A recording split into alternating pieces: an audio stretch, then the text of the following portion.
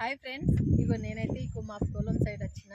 And ఇక్కడ పొలం పక్కనే మోతకాకు చెట్లు అయితే ఎక్కువ ఉన్నాయి చూడండి. ఇంకా నాకు వీటిని చూసి అయితే నాకు ఒకటే అనిపించింది, ఇలా ఈరోజు ఎలాగైనా ఇస్తరాకులు కుట్టాలనేసి.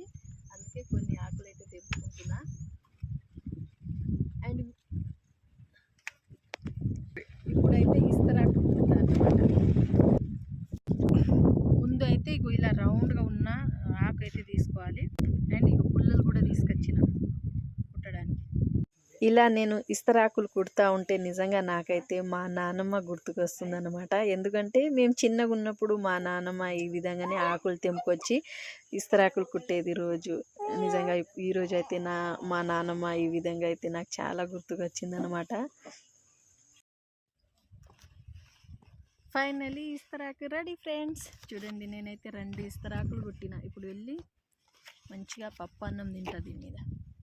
నాకొకటి, వీడియో తీస్తున్నా మా కొడుకు ఒకటి. 2. మీ కొడుకు పేరు చెప్పచ్చు? సవి శ్రావణ్ కుమార్. 2 ఇస్తరాకులు కుట్టిన. ఎలా ఉన్నాయో చెప్పండి.